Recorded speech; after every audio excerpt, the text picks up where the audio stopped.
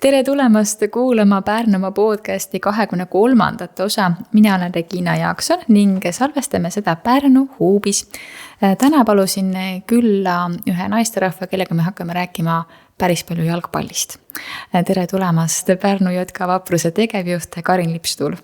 Tere ja aitäh kutsumast. Mul on mitmeid põhjuseid, mille pärast ma sind täna kutsusin, aga võib-olla alustame siis sellest hästi sihukesest nagu suurest ja vahvast uudisest Marten Kriss-Pahlbergiga seonduvalt.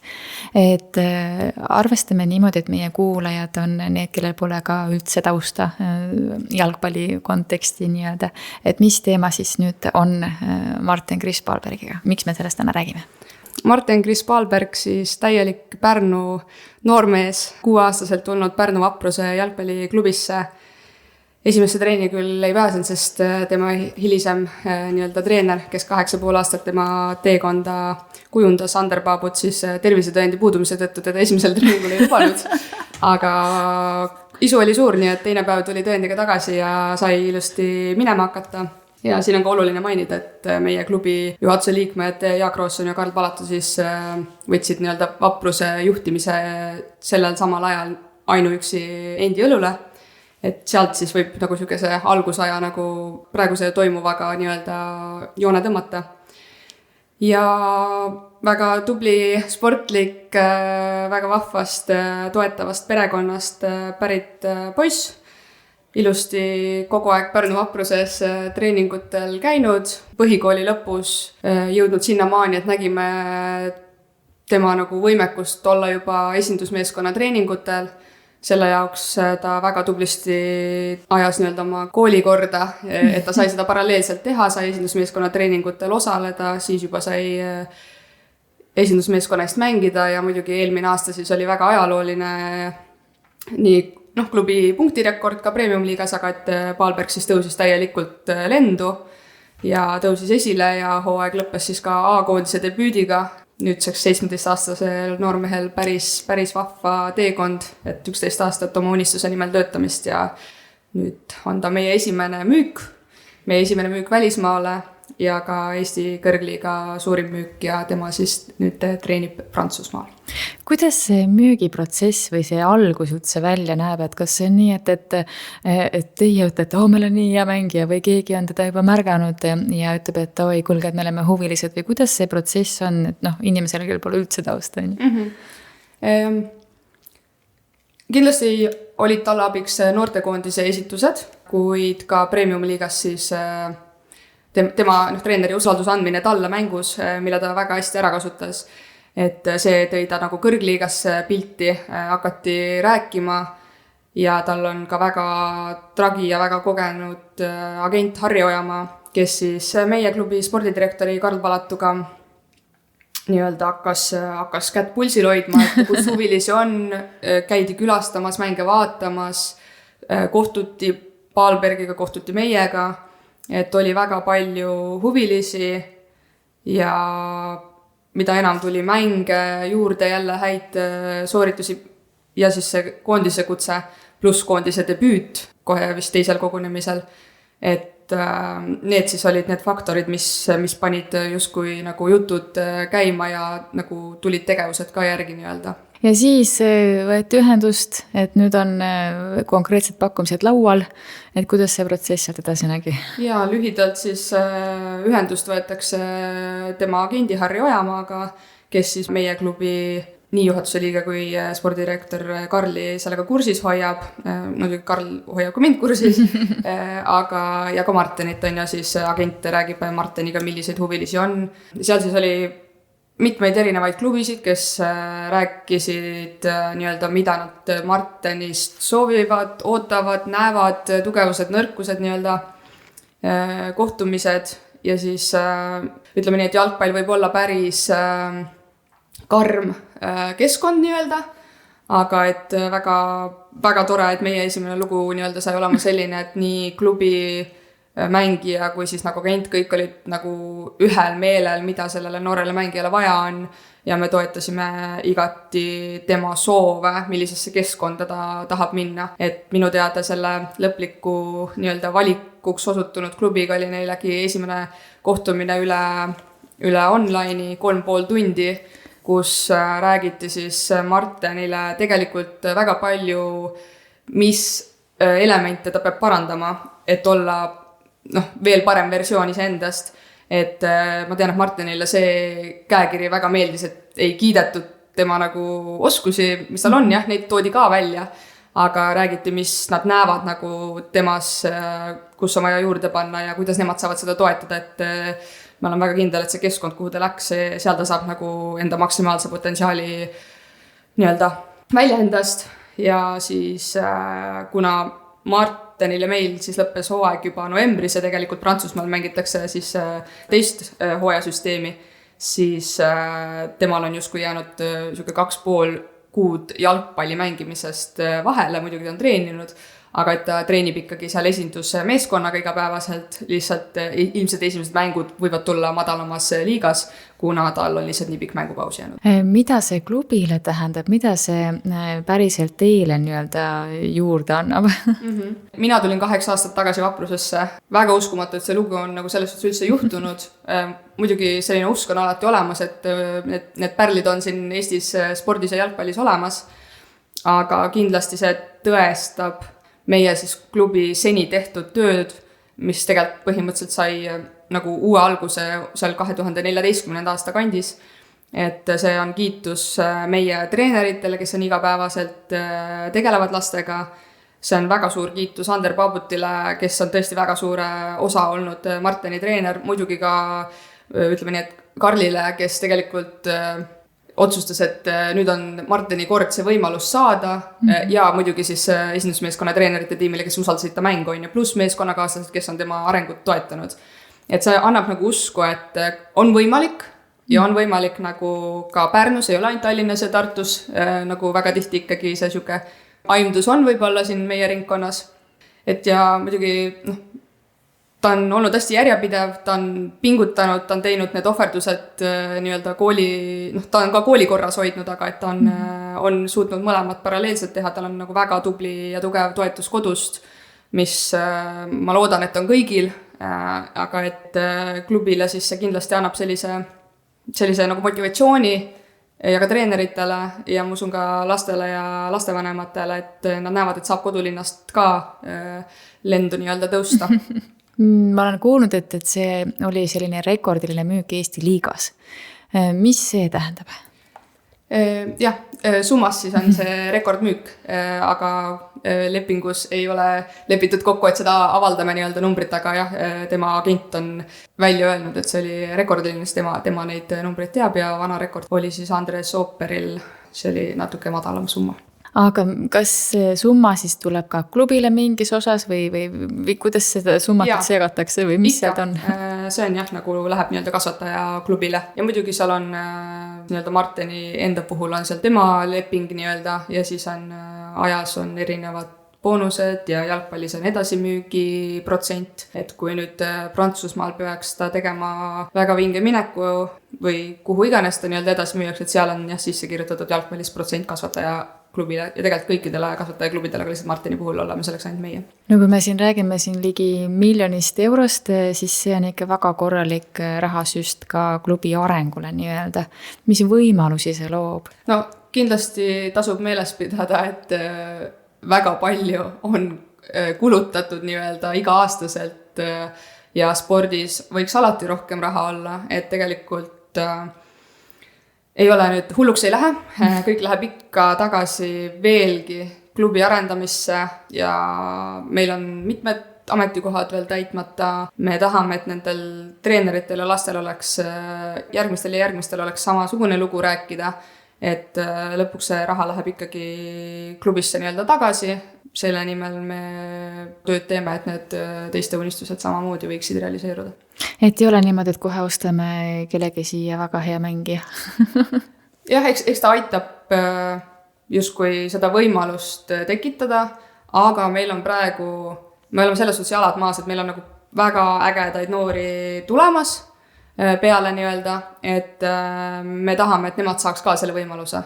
Ja see siis selgub, kas nad on selleks konkurentsiks valmis või tuleb neile tugevdusi kõrvale tuua. Pahlberg ongi ehe näide sellest, et kui sa ise tahad, teed, treenid, pingutad, keskendud, siis see võimalus avaneb, et tegelikult me loodame, et lihtsalt tuleb teine, kolmas ja neljas Pahlberg ka nii-öelda, et eks see kõik nende keskkonna parendamisse need nii-öelda tulud lähevad. No mul on poeg temaga võrdlemisi vist samas vanuseklassis koos treeninud ja mänginud ja poeg ütles küll, et Pahlbergil ikkagi on see anne olemas ja mitte ainult siis nagu töötahe. Et kui sa oled selle sees, kui palju see anne siis nagu mängib, et mina olen kuidagi nagu võtnud endale sihiks või arvamuseks, et anne on hea, kui see on, aga suurem osa ikkagi märgib ära või määrab ära see töö. Et kui on anne, aga tööd ei tule sinna nagu taha järele, et siis on üksinda andest väga vähe kasu.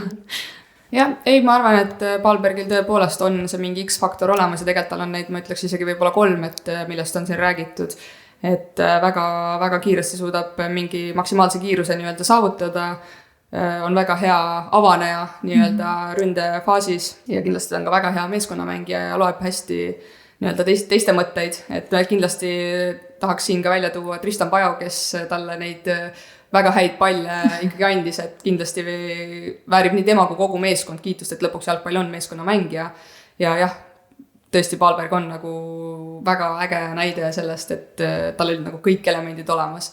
Et ma usun, et kui sul on ka miskit puudu, siis sa saad mingi teise asjaga selle nii-öelda kompenseerida, aga tõesti, et tegelikult nagu eluski, kui sa tahad nagu kuskile jõuda, siis sa pead väga tõsiselt nii-öelda selle nimel töötama, et midagi lihtsalt ei tule.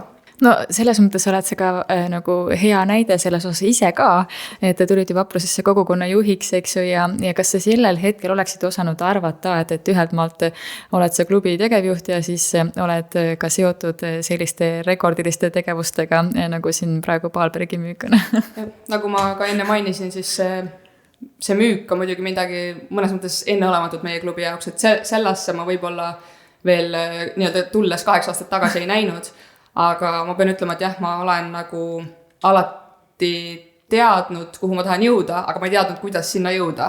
Et selles suhtes, et on Vaprus ja too kogukonnajuhi amet siis Jalgpalliliidu ja UEFA koostöös, kui ta algas 2019 aastal, on nagu mulle andnud nii-öelda need vahendid, et siia jõuda ja mul on siit ka veel hästi palju minna, et ma tunnen, et nii see klubi kui see jalgpall ja juba rahvusvaheline jalgpall, me kuulume ka Euroopa klubide liitu, et need toetavad minu igapäevast arengut ja eelmisel aastal ka 9-kuulise UEFA akadeemia koolituse siis klubi juhtidele läbisin, et väga tihe programm, väga huvitav pärast nii mitut aastat pärast kooli selline väga suure mahuline ja tihe koolitus võtta, aga nii äge, et välja ujusin ja väga hästi ja oli väga nauditav protsess tegelikult. Mis sa selle koolituse raames siis teada said või endale nagu enda igapäevasesse tööriistakasti nii-öelda võtsid?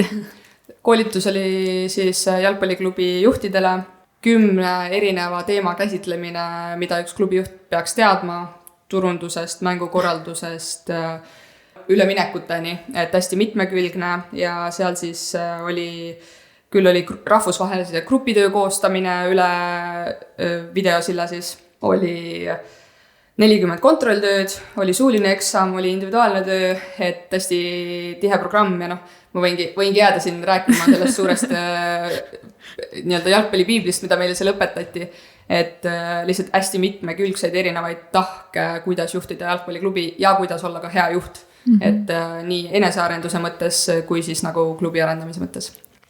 See on ka, ütleme, klubi poolt väga suur selline võimalus ja toetus, et siin kui juhti niimoodi toetada. Jaa, absoluutselt. Väga tänulik nii selle eest, kui ka Jalgpalliliit Anne-Rei soovitas mul siis suvel ka sinna vahepeale üks naisjuhtidele mõeldud koolitus Saksamaal läbida, et see oli ka siis selline Future Leaders in Football, et see sai ka 25 teise naisterahvaga erinevatest jalgpalliliitudest koos läbitud, et seal tegelikult olidki kõik olid jalgpalliliidu töötajad ja 3 oli siis kas ajakirjanik, edendaja või siis mina klubi juhina, et lihtsalt tehti paar erandit nii-öelda vestluste põhjal, et sooviti meid kaasata. no sina ja jalgpall, no me ei saa üle ega ümber sellest, et sa oled ikkagi ju korvpallist tulnud, eks ju. Et kuidas sul nüüd tänasel päeval on siis, kas ikkagi jalgpall on juba rohkem südames kui korvpall? Jah, võib öelda vist selles suhtes, et korvpall on mind hästi palju kasvatanud ja mul on siin see jääb minu elu osaks ja mul on seal väga palju häid sõpru ja mälestusi, aga et ma nüüd 2 aastat ei ole enam ise korvpalli mänginud, et siis 24/7 jalgpall ja siis lihtsalt see vaba aeg ja vabadus, mis jääb, et siis ma teen kas teisi treeninguid siin Pärnus või on see vabadus minna kellelegi külla või reisile nii-öelda mingiks perioodiks, et siis sellepärast ma selle korvpalli olen hetkel tahaplaanil jätnud, et eile siin käisin just Pärnu ja Rapla naiskonna korvpallimängu vaatamas, et sellest piisas. Aga klubi juhtimine jalgpallis või ütleme tegevjuhtimine, mida see töö endast kujutab, et võib-olla anna natuke tausta, et milline on üks päev, no näiteks ma ei tea, tänane päev, intervjuud asjad, eks ju, et milline on üks tööpäev? See on väga hea küsimus ja ma saan seda küsimust päris tihti ja sellele on nagu selles suhtes hästi tore vastata, et mina on selline inimene, kellele ei meeldi rutiin, ma olen aru saanud ja sellepärast see töö on minu jaoks nii väljakutsuv, et see võib olla hommikust õhtuni kohtumised, on see siis kogukonnajuhi, noortetööjuhi toetajatega või siin sinuga on ju podcasti tehes. See võib olla päev liidus, kus meil on dialoogkohtumised Premium liiga, nüüd meil on ka võistkond, noortevõistkond esiliiga B-s, mis on nagu jälle midagi uut siia aastasse nii-öelda, et mingi hetk oli see mängukorraldus, mingi hetk on see turundus, nii et minu jaoks lihtsalt ja nagu see päev võib kesta väga pikalt, sest et su mõte töötab kogu aeg, sul on päeva lõpus veel mõned kõned, kirjad, valmistad kas ette või arutad päeval läbitut nii-öelda, et ja periooditi ka hästi erinev, et november, detsember valdavalt läheb kõik litsenseerimine, dokumendid, praegu meil on samamoodi, eelmine nädal lõpetasime siis erinevate dokumentide esitamise, et saada sel aastal rakendunud, tähendab eelmise aasta lõpus, rakendunud Jalgpalliliidu poolt noortetöö hindamiseks tärne ja eelmisel aastal siis anti 2 välja, ma tean, et 60 klubi äkki osales ja 14 neid sai, see on vabatahtlik ja nüüd me taotlesime siis 3. tärni, et siis kaob see tõestamise selline moment ära, et siis nähakse nagu iseenesest juba saavad lapsevanemad toetajad võrrelda, et kui suuresti, samamoodi Pärnu linn, et me ei ole lihtsalt üks jalgpalliklubi, vaid me oleme nagu Eesti üks tippklubidest, et kui palju me panustame siis tagasi nii-öelda Pärnu noortesse, Pärnu linna ja Eesti jalgpalli, et see põhiline vastus on see, et mul ei ole rutiini ja sellepärast mulle nii meeldib see töö, et ja vahepeal on täis ootamatus ja sõit sinna või kõne sinna, et ma võiks panna nädalakava kokku ja see oleks täiesti erinev. Sa tõid välja tärnid, mis tärnid, mis asi see on?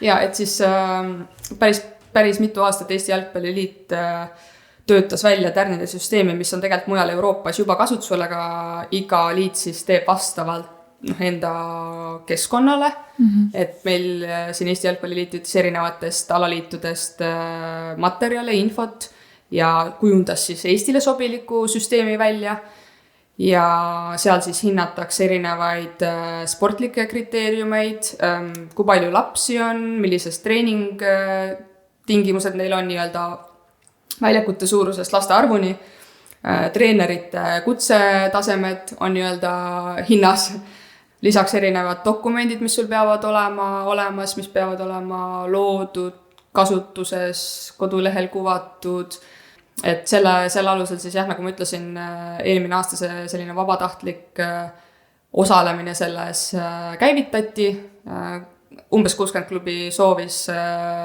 taotleda, 14-le see anti ja nüüd on siis uus periood käsil, kus märtsis peaksime saama siis esitatud dokumentide tagasiside, siis on veel aeg neid parendada ja siis isegi kui mingil põhjusel küll ei tohiks või ei saaks, siis on see aeg alati hiljem, et tegelikult ma olen enam kui kindel, et meil on kõik eeldused loodud, et see 3 tärni saada ja siis jätkub veel tegelikult 4. ja 5. tärn, kus siis on juba Jalgpalliakadeemia nõuded nii-öelda klubile, et noh, Eestis tegelikult ametlikult ühtegi siis sellisel tasemel nii-öelda jalgpalliakadeemiat hetkel ei ole, et seal on juba koolidega koostööd ja sellised lisafaktorid juures, aga eks näis, kuhu elu meid viib, pingutame. Jalgpallimaailmas on tärnid nagu restoranid, nagu hotellid. Päris äge. Ja, no jalgpalli katusorganisatsioon on nagu väga, väga komplekssed heas mõttes organisatsioon ja tema ühendused nii-öelda, et seal on iga päev midagi areneb ja iga päev sa pead olema valmis ise ka arenema. Aga miks mitte iseenesest tõesti see 4. tärni teema nüüd see akadeemia ja et kui ma mõtlen, noh ma muidugi ei tea ju teiste Eesti linnade laste arve, aga ma olen ühel ja teisel vapruse kogukonna perepäeval käinud või mis iganes üritused te vanematega teete. Teil on jumala palju lapsi ju. Et ma ei tea, kas niimoodi võrreldakse ka laste arvu kuidagi nagu klubide lõikes või selliseid asju nagu ei tehta või? Noh, näiteks 3. tärni saavutamiseks meil peab olema 110 poissi, 24 tüdrukut näiteks. Aga no see on üks faktor väga mitmetest faktoritest. Lihtsalt meie klubi suurus on selline 550 ja see on umbes 3., 4., 5. klubi Eestis. Et meil on selle ette jäävad Flora, Tallinna Kalev ja Tammeka. Et umbes niimoodi me seal paikneme. Ja noh, tegelikult meil käib lasteaedades ka väga tubli töö ühe treeneri juhendamisel, aga ta ei ole nii-öelda meie klubi osa, et sellepärast muidu meil oleks veel suurem see nii-öelda laste arv, aga et nad ei ole nagu ametlikult veel vapruse siis liikmed. See on ikka päris äge, selles mõttes äge selle koha pealt, et kuidas juba hakatakse ka pisikesest peale, eks ju, niimoodi kaasa haarama lapsi spordile. Ja teisipidi ma kujutan ette, et nii mõnigi teine klubi mõtleb, et no need jalgpalliinimesed, et neid võtavad kõik lapsed eest ära, on ju. Aga noh, selge on see, et erinevatel lastel on erinevad huvid ja nii ongi.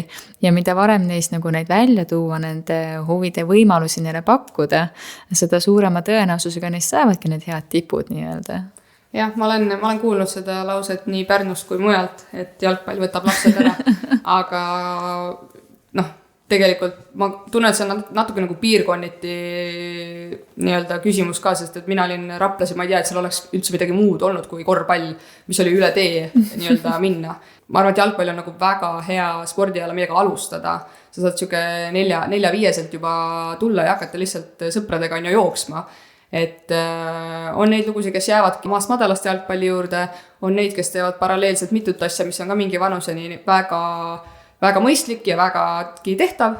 Ja siis on neid, kes lõpetavad kuskil noore seas ära ja neist kerkivad siis Keiso Pedriks ja Patrik Tomasson, ja veel teisi, et kellel on see jalgpalli nagu baas olemas, aga siis on teisel alal veel paremad. Aga juba kogukonnast me siin põgusalt rääkisime, mis on sellised kogukondlikud tegevused või mismoodi te nagu enda kogukonda ainult hoiate? Ma arvan, et sellest kogukonnajuhtide projekti algusest 2019 aastal on meie klubi suuresti olnud kogukonna klubi nägu. Et meie meeskond, esindusmeeskond ei olnud veel niimoodi kanda kinnitanud kõrgeimal tasemel. Suur rõhk läkski kogukonnale, sest et need on meie omad poisid siin nii-öelda, et ei ole vahet, kas nad on esiliiga või nad on premium-liiga, toona see ei olnud nagu suur vahe nii-öelda. Et igate pidi oli nagu äge selles sees olla. Ja siis said juba sellised traditsioonilised üritused lisaks jalgpallimängule piirkonnas ja klubis nii-öelda tavapäraseks, traditsiooniks, et jah, meil on siin kogu klubi ühine hooaja avamine, perepäev, kus on heategevuslik meede Pärnu kodutu loomade varjupaigale juba mitmeid aastaid, lastevanemate jalgpalliturniir, Vähiravifondi heategevusmäng, kus me oleme juba üle 38,000 euro kogunud Vähiravifondi raviks ja ennetustöödeks koos meie esindusmeeskonna peasponsori Kuulbetiga, et väga suur tänu neile, sest nad on meil 10. aastat juba selja taga, et see ei ole Eesti spordis väga tavapärane, et näitab usaldust ja ühist visiooni. Ja siis jõulupidu, hooaja lõpetamine ja sel aastal me oleme ka võtnud ühendust minu unistuste päevaga, et kui seal on üks väike poiss või tüdruk, kellel on väga suur huvi jalgpalli vastu, siis ta kindlasti leiab tee meieni nende abil ja muidugi siis muidu mängupäeva selline elamus, et meil on ta selline peresõbralik, aga meil on ka mitmeid aastaid juba järjest parimateks fännideks tunnistatud vaprad karud, kes on nagu loomingulised oma laulude ja nii-öelda rütmidega seal trummidel. Et nad on saanud väga palju kiitust ja põhjusega, et nad on olnud juba enne minu aja arvamist vapruses ja on ilmselt ka veel hiljem. Et ma arvan, et meil on hästi tugev selline kogukondlik põhiloodud ja ta ei ole kuskile kadunud, et ta on ainult aasta-aastalt kasvab ja sellest aastast meil on ka Paadis uuskogukonna juht Brit Rondo, et temal on ka hästi tugev sotsiaalmeedia taust, et kindlasti siis saame seal turunduses ja kommunikatsioonis veel nagu lisakäigu juurde. Kas sina tegevjuhina pead ka igal mängupäeval käima? Jah, ma käin, kui ei ole, paar korda oleme siis olnud näiteks Euroopa Klubide Liidu kohtumisel, et mõned üksikud korrad, kus me puudun ja kui eelnevad aastad seal kogukonnajuhina olid mängukorralduses suuresti sees, siis nüüd meil on mängukorraldusjuht ja kogukonnajuht, ja vabatahtlikud, väga tublid, usinad, abivalmid, kohusetundlikud vabatahtlikud, kes siis on suuremas osas selle mängu eest vastutavad ja siis see annab võimaluse meile vaadata seda sportlikku poolt, et igasugused vigastused, mida sa pead jälgima või märkama ja muud sellised kooskõlad, et väga oluline on seda mängu ka nagu jälgida, et ta on olnud nüüd elu osa ja ma hea meelega käin ja vaatan ja nüüd ma saan natuke rohkem nagu mängupildile ka keskenduda. Kui lihtne on tegevjuhina vaadata seda, mis platsil toimub? Selles mõttes, et no üks asi on see, et peatreeneril on visioon ja tema teab täpselt, mis mängu ta selleks õhtuks nii-öelda ette valmistab, eks ju. Teine on see, kui vaatad, ütleme siis, no kui ikkagi nii-öelda veel rohkem vastutava inimesena, eks ju, et kui lihtne on seda mängu nii-öelda vaadata. Ütleme, kui on näiteks väga hea mäng või kui on mäng, mis võib olla nagu nii hea ei ole esimese hooga. No jalgpall on siuke vahva emotsioonide mäng. Nüüd oled selle sees nagu nii palju olnud, siis esiteks sa saad aru, et see läheb korda nii nendele mängijatele kui sellele publikule, kui piirkonnale, kui meile endile ja me tahame alati teha paremini. Aga me, nagu ma ka siin enne mainisin, et me tahame ka väga, et see oleks võimalus nii-öelda nendel jalgpalluritel oma nagu unistusi realiseerida seal väljakul. Aga siis sa oled seal tribüünil, sa tead, et ma ei saa midagi muuta. Tolles hetkes ma ei saa midagi muuta. Et sa lihtsalt vaatad, arutad siis, mida me peaksime muutma nii-öelda klubi osas, et neil oleks veel parem oma oskusi realiseerida ja siis samas sul on oma nii-öelda eraelu ja sa mõtled, et jalgpall on lihtsalt mäng, et peaasi, et kõik oleks terved, nad oleks rõõmsad ja et nad saaks teha, mis neile meeldib, et ikka on ka muud elus peale jalgpalli, aga muidugi siis loodame, et nad saavad seal maksimumi anda ja anname enda panus, et nad seda teha saaks. Sa oled tänase jutu käigus mitu korda välja toonud hästi, hästi armsa asja, ma ei tea, kas see on sul teadlikult või kogemata tulnud, et kuidas teie saate klubina toetada iga jalgpalluri unistust või tema potentsiaali väljakul nagu välja tuua.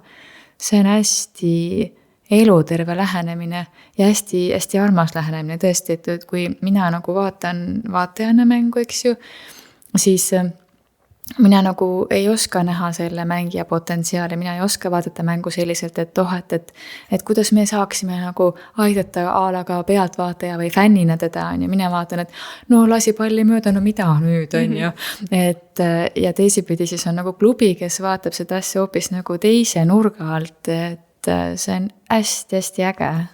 No see on natuke nagu selline lõpuks nagu oma loo rääkimine selles suhtes, et jah, need mängijad on väljakul ja jah, need treenerid on seal pingil, kes peavad nii-öelda selle tulemuse väljakul ära tooma, aga seal taga on nagu nii palju tööd nagu mängukorraldajast, kogukonnajuhist, noortejuhist, treeneritest, kes on kõik need inimesed, toetajad, kes on kõik nende nagu tee osa olnud.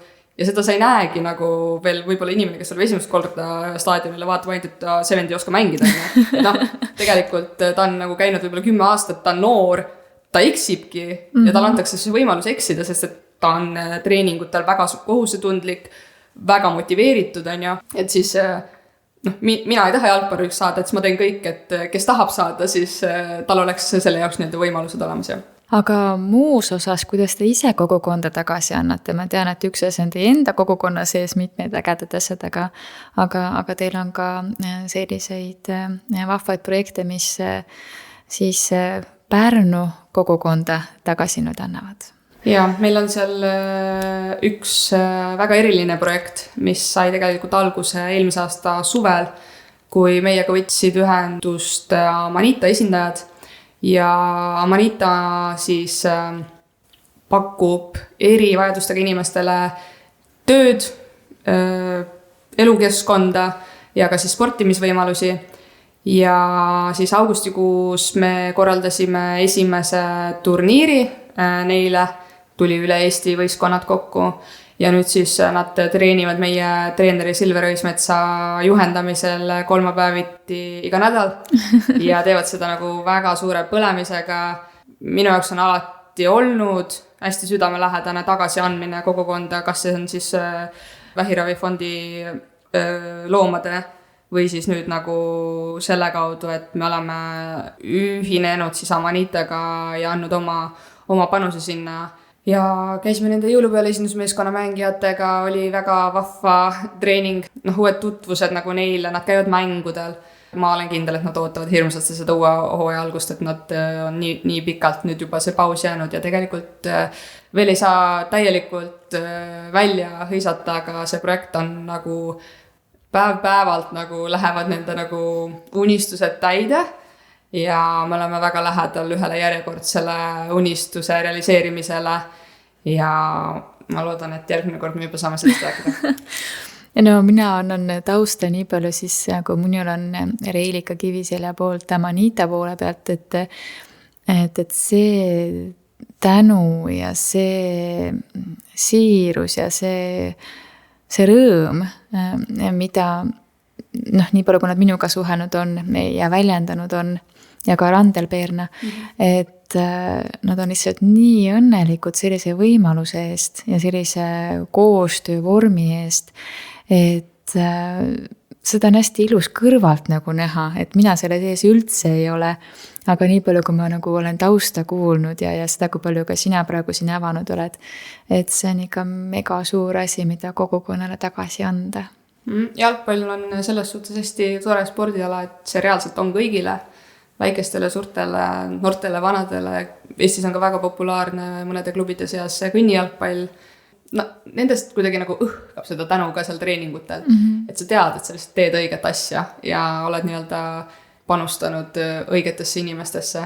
Et tõesti jalgpall on kõigile ja mul on nii hea meel, et me saime sellest nagu valdkonda siseneda, et paraku ma arvan, et Eestis veel räägitakse ikkagi natuke vähe erivajadustega inimestest ja pluss ei ole alati füüsiline erivajadus, väga palju on intellektipuudega inimesi, kes tahaksid olla osa nii-öelda tavapärasest kogukonnast ja ma arvan, et see on üks võimalus, kuidas me seda saame teha ja ma tõesti, kui ma treenides käin, see on nagu algusest lõpuni silmad säravad, suhtlevad treeneriga omavahel. Jah, kindlasti seal on ka sellist poolt, mida ma ei näe, aga jah, et me oleme nendega ilusti saanud koostöö liikuma. Ja ma avastasin, me pole veel üldse rääkinud hooaja ettevalmistusest. Kuidas sammud selle nimel käivad? See on vahva, et see tuli viimase asjana nagu teemaks. Aga jah, meie meeskond siis lõpetas 8. novembril hooaja ja kogunes uueks ettevalmistuseks 15. detsembril. Et kui siin minu teada korvpall ja võrkpall siin paar kuud suvel puhkavad, kes muidugi ise treenib, et siis jalgpallis oli nagu väga kiiresti, juba nädal enne olid nii-öelda ükekavad neil olemas.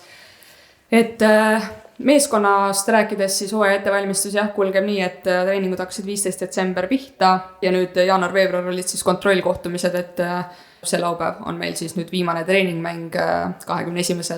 ja siis hooaeg hakkab juba 7. märtsil kodus pihta. Et seal on väga palju füüsilist ettevalmistumist kui ka uute mängijate lisandumist ehk siis kokkumängu sellist. Paraku on ka see hooaeg meil olnud omajagu vigastusi, pisemaid, suuremaid ja veel vigastustest välja tulemisi. Ehk siis ütleme nii, et see hooaja algus on võrdlemisi keerukalt alanud, aga ma olen enam kui kindel, et meie treenerid ja füsioterapeut Valdo putitavad mehed korda nii-öelda, et hooaeg on pikk ja tõestamist on võimalik väga pikalt nii-öelda teha. Aga klubi puhul siis ettevalmistus nii-öelda hooajaks ja noored alustavad hiljem oma Eesti meistrivõistlusi kui esindusmeeskond.